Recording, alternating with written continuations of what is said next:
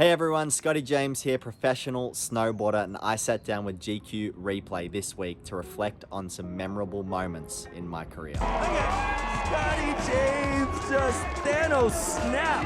Internally right now, I am screaming. It's the same level of dominance that Shaun had, and it's coming from Australia.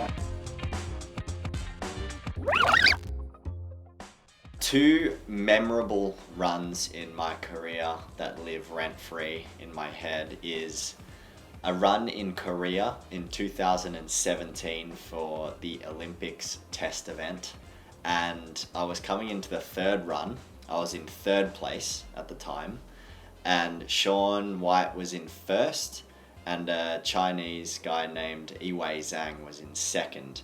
I was the third last to drop in a final. So in a final with a dropping order from qualification, if I qualified third, then I would drop third last.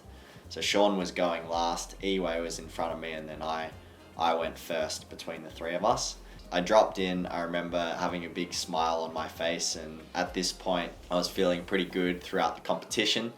Had nothing to lose. I was already pretty happy with where I was considering my run and a few elements, and I just felt free as a bird. I remember dropping in with zero fear, zero worries about what I was about to do. I went down and probably did one of the, definitely by far the highest amplitude run I've ever done in my life. I would actually say probably one of the better executed run of my life as well. It was a big crowd at the bottom, and finished my run, and I remember being like overwhelmed with how it had turned out. Anyway, end of the day, I ended up winning the event, and it was a pretty memorable moment to say the least in terms of runs for me. Second run would be 2019 X Games.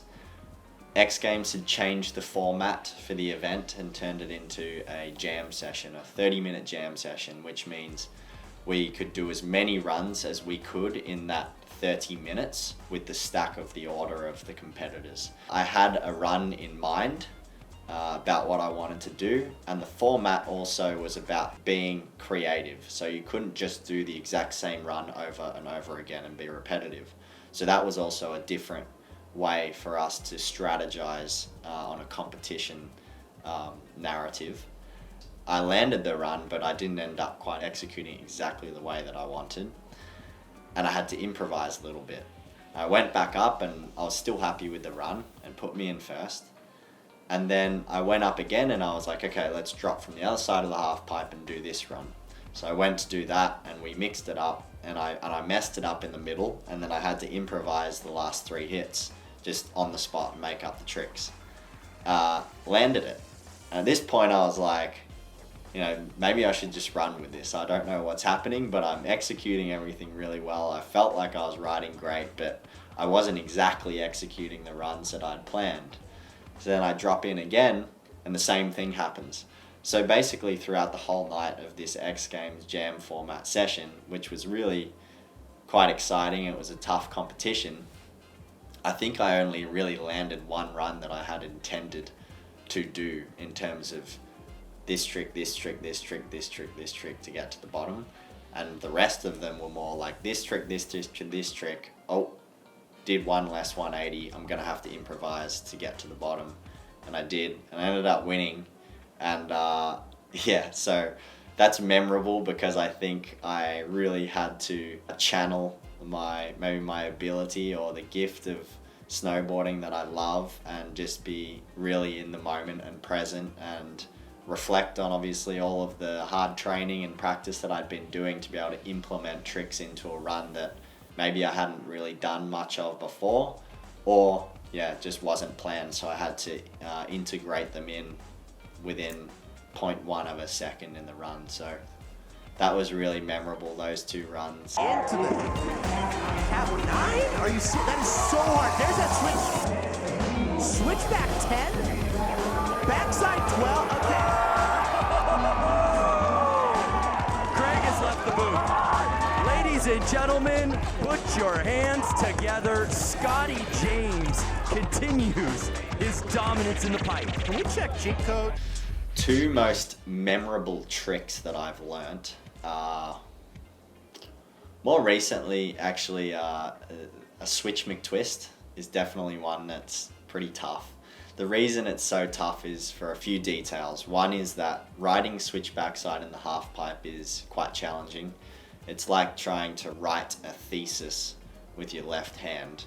You really have to break it down, and you feel like you're learning to snowboard again in the half pipe, or at least that's what my journey has been with switch backside riding. And when I refer to switch, that means my unnatural foot is forward. So I'm riding forward with my right foot forward. Natural for me is riding with my left foot forward. So in this case, I was riding switch, so unnatural. And there's a historical trick in transition half pipe, which actually originated from skateboarding, which is called the McTwist, and it naturally made its progression into the half pipe, and it's become a trick that is probably the most enjoyed viewing for snowboarders in the industry. I've always loved and appreciated watching a really good McTwist. There's good McTwists, and then there's kind of like barrel roll McTwists, which are like not quite there. A really good McTwist is being able to project yourself forward, be looking at the coping the whole time, and as we would say, hanging the clothes out to dry in the middle with a Japan air grab, which is when you kind of bring your leg behind or close to your back and chicken wing it out, as we would say. So this one was particularly challenging because I feel like I had to really learn how to do the McTwist. You're doing some pretty unconventional movements in the half pipe to get into the trick, and then you have to, over time, become comfortable with staring down at a 22-foot icy wall, and you're probably another 15 feet above that. So you're really staring at the consequence the majority of the time of the trick, which also is the beauty of it at the same time as a rider. And so I had to juggle between riding unregular into the trick, figuring the trick out. Probably took me 4.5 years on and off to figure it out. Would get extremely frustrated by it, stop doing it, and then see someone do it, and I'd really want to go on the journey again. So it was a real love-hate for me for a long time, and then I've just figured it out, which is amazing, and just started doing it in my runs on the first hit. The second trick would be a switch backside 1260. That would be probably the other one that I've really had to push myself to new boundaries to figure out. Again, riding unnatural foot forward. Felt very uncomfortable at the start, just trying to go with enough speed through the transition to get enough amplitude to even start to think about doing the trick. So it was very much baby steps from the start until I was able to actually embark on trying to practice the trick. Took me a countless amount of days just riding switch to figure it out. And then, went into the switch backside 1260. First person that had done one was Yuri Podlagikov. And I remember I was there the day that he did it. And at the time I was like, that's crazy. You know, imagine if I would ever do something like that. I don't think so. It's kind of just, it's a little bit out of this world. But I was able to go on the journey and figure it out. And that took me quite a bit of time to get the right motion, build up the confidence to want to initiate the trick in the half pipe, understand the circumstances of, right movements and wrong movements.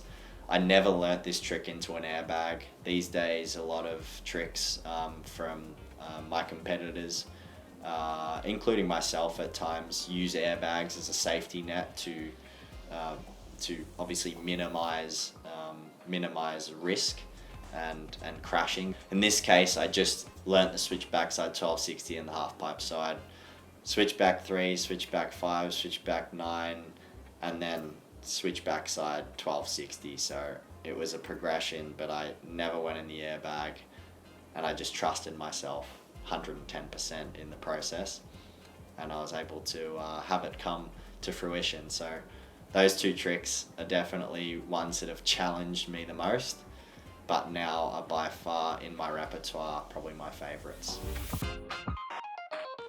Biggest wipeout. Hard to put my finger on one specific wipeout. There's been many. I can't remember the year, but I was practicing a trick that I'd become quite familiar with, but it was still quite new in my run. I was in a practice session, I was coming through and doing my whole run, and I hadn't really planned to do that, but I was feeling so good in the moment. I was like, let's just keep running with it. My coach didn't know what was happening, the team around me didn't know. It was just one of those impulsive moments where I just felt amazing, so I was like, let me just try and complete the run. And that's not typically what I do in a training. So anyway, I went down, I got to the bottom, and sure enough, I hadn't done this trick, I hadn't practiced it too much. It was switch backside 1260. And I went up the half pipe and I left too early, which means I initiated the trick to take off too early from the top of the coping. So when you go off the top of the half pipe, your timing has to be absolutely perfect every time. And I had gone too early, and when you go too early, you miss the pop of the top of the lip, and it sent me out of the half pipe and onto the top deck of the half pipe, and then you've got a 22-foot icy wall. So it's not where you want to land. But in this case, I landed right there. I remember landing on top of the deck. My board hit on the edge and it bounced me back in. It was a pretty unpleasant crash. I ended up actually competing though the next day, and I was able to walk away, which was good. And but yeah, that one was a pretty tough one for me to overcome. Scotty just... Oh no! Oh! A sentimental moment for me is by far probably the day that I walked into the opening ceremony, or I led the team in as the flag bearer at the 2018 Olympics in Korea. This was an incredibly special moment. It's a huge honor to do this, to represent your country at the Olympics, let alone to walk the team into the games. It's really, really exciting, gets the team energized, and you use that energy and that momentum to carry you into the rest of the games.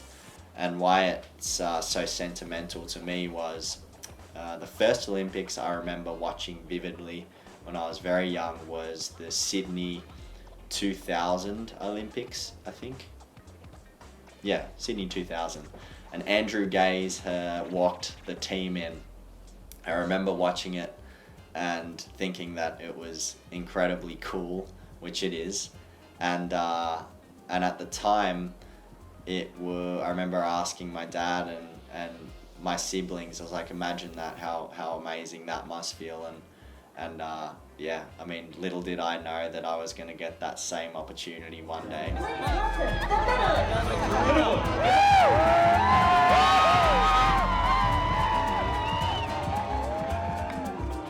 A rivalry or career moment, or obviously putting them together, is obviously someone I have big respect for is Shaun White. He's one of the most dominant half-pipe snowboarders of all time. And someone when I was younger, I obviously looked up and watched him do his thing, and something I wanted to emulate, him among a few people.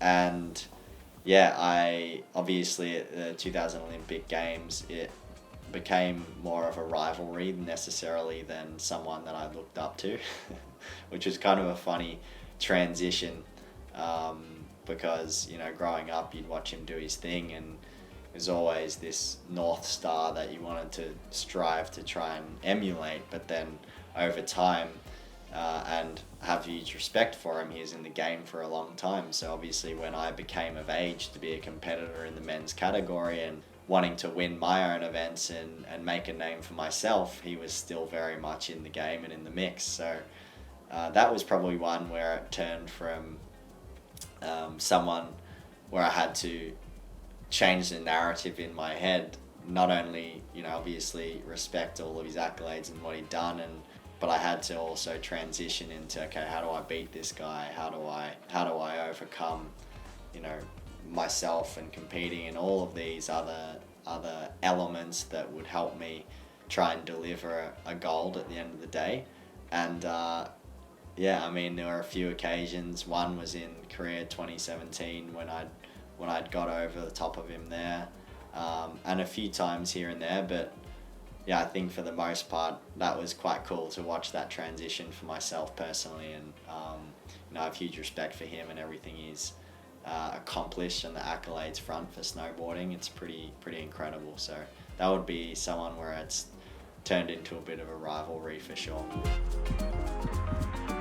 An Olympic moment, for sure. I mean, standing on the Olympic podium is unbelievable. Being part of the Olympics is a huge feat for any athlete, because regardless, it's amazing to be there competing on the world stage. You are obviously the best, one of the best in your chosen discipline. You have like-minded athletes around you in the world of the competition there, so everyone is striving to win, or at least do their best to get close. And you're wearing your Olympic colours, you have a uniform on. There's this incredible energy which is hard to match really in any other scenario. And I think, yeah, a special moment is obviously standing on the podium for me. I've been fortunate enough to do it twice. So I won bronze in 2018, and then I've just won silver in 2022. Both were incredible and felt amazing. And just to be standing there, I remember my whole family was around at 2018 when I won my first medal, and just to reflect on all the effort that not just me but my family and my parents and the team around me had dedicated and put the time into me to achieve an accomplishment on that level was special to share that with them, and look forward to hopefully wanting to make that happen again in the future.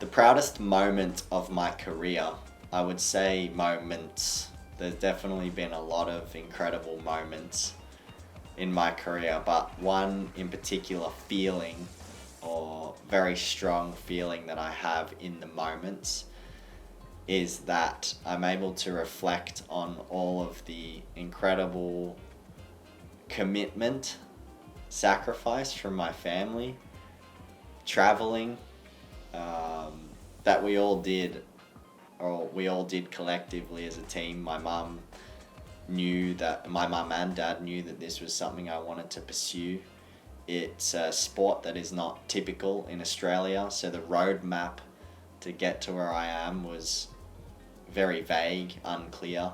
So my parents had to really learn it and understand it and try and get the right information from people to get me in the right direction so I could become a professional snowboarder. And the reason it's very comes to mind in those moments is because if I win X Games, I'm standing on an Olympic podium. I've walked the team into the Olympics, and you know, all these big moments is incredible to reflect on as a memory. But I really do pin it down to, and I dwell on most, is what the commitment was from my family and myself to be able to be a part of those moments. And yeah, so I really enjoy that and being able to dwell on that. When I was younger, I went away to the Northern Hemisphere in my first season, and my mum went with me, and we spent 6 months away, and my dad was home working, and my other 3 siblings were at school. So, you know, I guess looking at it now, like, it was a massive thing for my mum to do, to leave my dad with my other brothers and sisters, and my dad working and, you know, supporting me over in America at the time. So I mean, there's so many things that come to mind and put a smile on my face, and makes me feel like, regardless, my parents, you know, I have unconditional love for me regardless of if I win or I don't. But it's definitely something that I like to think about and thank them for when it has come to fruition, all of those things that they knew that I could achieve, and I probably didn't even know I could achieve it, and at times still now I don't know if I can achieve things I'm striving for. But my family are always a really good foundation for me to come back to and know that I can do everything that I set my mind to on a competitive level and a professional level.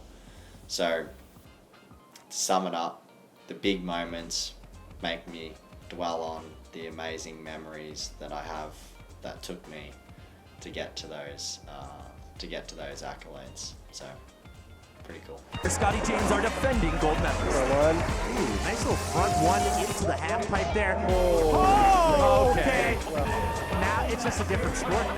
Yeah. What Scotty is doing, because of how ridiculous this is absolutely silly. Is there something higher than first place?